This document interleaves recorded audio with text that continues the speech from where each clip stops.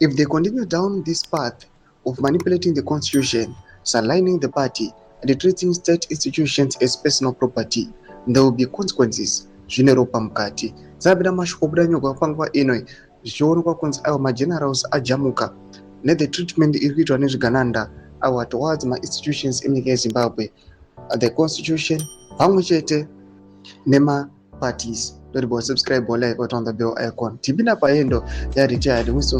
Mapranga Mdanyira Chiti. The people of Zimbabwe are not as silent yet to be driven in any direction you choose. They remember 2008, they remember 2017, and they understand that when power is abused, the price is always paid in blood, in livelihoods, and in national dignity. You cannot indefinitely silence dissent, rig institutions, and rewrite the rules to keep yourselves in office without provoking a backlash. That backlash may not come from the barracks alone. It may come from the streets, from the courts, and from the very structures we have hollowed out. The warning from General Chiwenga is not just a private factional threat. It is a reflection of the anger that is already brewing within the establishment and beyond.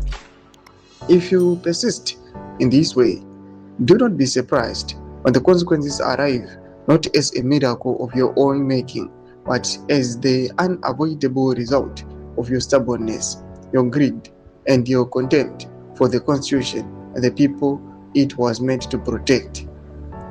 Retired Lieutenant General Mr. Mapranga. The developments are kuda panguva ino achiudzwa kuzvigananda after a recent speech yaitwa naVP Kosano Chiwenga. Since yes, panguva ino they can do whatsoever they want, but they must remember kuti chinhu ichi chakarwirwa pane ropa rakadeuka, so they must not temper around the constitution, my institutions, mavhotsi evanhu pamwe chete their own party. Pena comment section medu kuti mafungiro enyu muri kudipa pamusoro pechitiko ichi.